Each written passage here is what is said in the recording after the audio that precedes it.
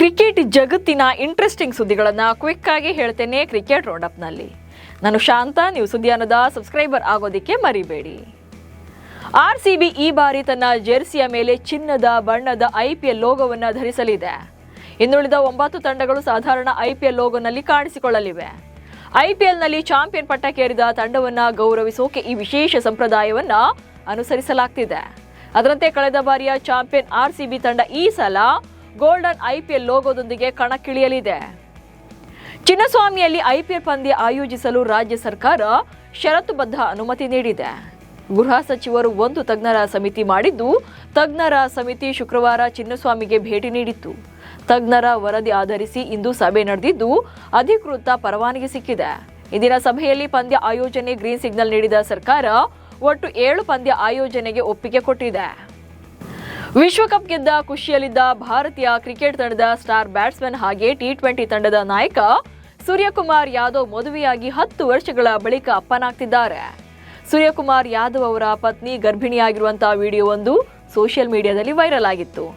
ದೇವಿಶಾ ಶೆಟ್ಟಿ ಅವರಿಗೆ ಸದ್ಯ 3 ತಿಂಗಳು ಪೂರ್ಣಗೊಂಡಿದ್ದು, ಅದ್ದೂರಿ ಬೇಬಿ ಶವರ್ ಸಮಾರಂಭ ಕೂಡ ಮಾಡಿದ್ದಾರೆ. ಇನ್ನು ವೈರಲ್ ಆಗಿರುವ ವಿಡಿಯೋದಲ್ಲಿ ಸೂರ್ಯಕುಮಾರ್ ಯಾದವ್ ಪತ್ನಿ ದೇವಿಶಾ ಶೆಟ್ಟಿ ಇಬ್ರು ಕೂಡ ಸಾಂಪ್ರದಾಯಿಕ ಉಡುಪಿನಲ್ಲಿ ಒಟ್ಟಿಗೆ ಕಾಣಿಸಿಕೊಂಡಿದ್ದಾರೆ. ಸೂರ್ಯಕುಮಾರ್ ಯಾದವ್ ಬಿಳಿ ಬಣ್ಣದ ಪ್ಯಾಂಟ್, ಶರ್ಟ್ ಹಾಗೂ ಕೋಟ್ ಅನ್ನ ಧರಿಸಿ ಆಕರ್ಷಕವಾಗಿ ಕಂಡ್ರೆ, ದೇವಿಕಾ ಗೋಲ್ಡನ್ ಬಣ್ಣದ ಸೀರೆ ಧರಿಸಿಕೊಂಡು ಮಿಂಚಿದ್ದಾರೆ. ವೈರಲ್ ಆದ ಬೆನ್ನಲ್ಲೇ ಸಾಮಾಜಿಕ ಮಾಧ್ಯಮದಲ್ಲಿ ಅಭಿಮಾನಿಗಳು ಸೂರ್ಯಕುಮಾರ್ ದಂಪತಿಗೆ ವಿಶ್ ಮಾಡಿದ್ದಾರೆ. ರಾಯಲ್ ಚಾಲೆಂಜರ್ಸ್ ಬೆಂಗಳೂರು ತಂಡದ ವೇಗಿ ಯಶ್ ದಯಾಳ್ ಗುಟ್ಟಾಗಿ ಮದುವೆಯಾಗಿದ್ದಾರೆ. ಯಶ್ ದಯಾಳ್ ಕಳೆದ ತಿಂಗಳು ಫೆಬ್ರವರಿ 4ರಂದು ನೋಯ್ಡಾದಲ್ಲಿ ನಡೆದ ಖಾಸಗಿ ಸಮಾರಂಭದಲ್ಲಿ ಕಂಟೆಂಟ್ ಕ್ರಿಯೇಟರ್ ಆಗಿರುವಂತಹ ಶ್ವೇತಾ ಪುಂಡಿರ್ ಅವರೊಂದಿಗೆ ವಿವಾಹವಾಗಿದ್ದಾರೆ. ನೋಯ್ಡಾದಲ್ಲಿ ನಡೆದ ಸಮಾರಂಭವನ್ನು ಅತ್ಯಂತ ರಹಸ್ಯವಾಗಿಡಲಾಗಿತ್ತು. ದಯಾಳ್ ಮದುವೆ ಬಗ್ಗೆ ಎಲ್ಲಿಯೂ ಕೂಡ ಬಾಯಿ ಬಿಟ್ಟಿರಲಿಲ್ಲ.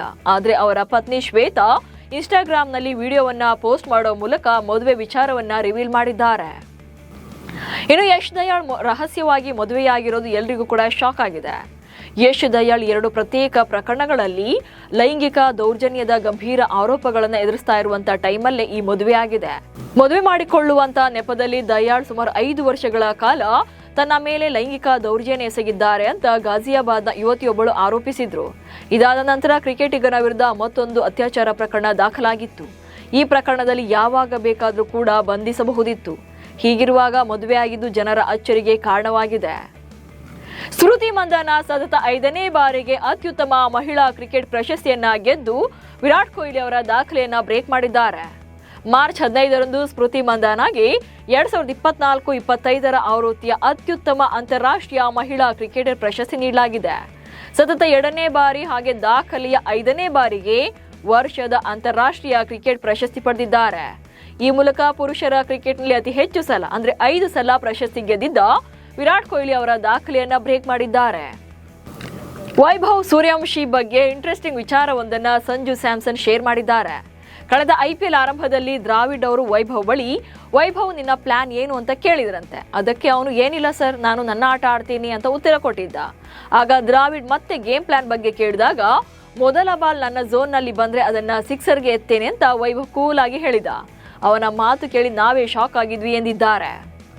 ಪಾಕಿಸ್ತಾನ ವಿರುದ್ಧದ 3 ಪಂದ್ಯಗಳ ಏಕದಿನ ಸರಣಿಯನ್ನ ಬಾಂಗ್ಲಾದೇಶ ತಂಡ 2-1 ಅಂತರದಿಂದ ಗೆದ್ದಿದೆ. ಈ ಏಕದಿನ ಸರಣಿ ಗೆಲುವಿನೊಂದಿಗೆ ಬಾಂಗ್ಲಾದೇಶ ಪಾಕಿಸ್ತಾನದ ವಿರುದ್ಧ 3 ಮಾದರಿಯ ಕ್ರಿಕೆಟ್ ಅಲ್ಲಿ ಸರಣಿ ಗೆದ್ದ ಅಪರೂಪದ ಸಾಧನೆ ಮಾಡಿದೆ. ಹಾಗೆ ಬಾಂಗ್ಲಾದೇಶ ತಂಡ ಪಾಕಿಸ್ತಾನದ ವಿರುದ್ಧ 11 ವರ್ಷಗಳ ಬಳಿಕ ಮೊದಲ ಬಾರಿಗೆ ಏಕದಿನ ಸರಣಿಯನ್ನ ಗೆದ್ದಿದೆ. 2015ರ ಬಳಿಕ ಪಾಕಿಸ್ತಾನ ವಿರುದ್ಧ ಬಾಂಗ್ಲಾ ಏಕದಿನ ಸರಣಿಯನ್ನ ಗೆದ್ದಿರಲಿಲ್ಲ. ಪಾಕಿಸ್ತಾನ ವಿರುದ್ಧದ ಏಕದಿನ ಸರಣಿಯಲ್ಲಿ ಬಾಂಗ್ಲಾದೇಶ ಪರ ಆರಂಭಿಕ ಆಟಗಾರ ತನ್ಜೀದ್ ಹಸನ್ ತಮೀಮ್ ಸ್ಮರಣೀಯ ಶತಕ ಬಾರಿಸಿದ್ರು. ಸುಮಾರು 2.5 ವರ್ಷಗಳ ಕಾಲ ಅಂತಾರಾಷ್ಟ್ರೀಯ ಕ್ರಿಕೆಟ್ ಅನ್ನು ಆಡಿರುವಂತಹ ತನ್ಜೀದ್ ಯಾವುದೇ ಸ್ವರೂಪದಲ್ಲಿ ಗಳಿಸಿದ ಮೊದಲ ಶತಕ ಇದು. ತನ್ಜೀದ್ 107 ಎಸೆತಗಳಲ್ಲಿ 7 ಸಿಕ್ಸರ್ ಹಾಗೆ 6 ಬೌಂಡ್ರಿಗಳನ್ನು ಒಳಗೊಂಡಂತೆ 107 ರನ್ ಗಳಿಸಿ ಶತಕ ಕಂಪ್ಲೀಟ್ ಮಾಡಿದ್ರು. ಇವೆಷ್ಟು ಇವತ್ತಿನ ಕ್ರಿಕೆಟ್ ರೌಂಡ್ ಸುದ್ದಿಗಳು. ನಮಸ್ಕಾರ.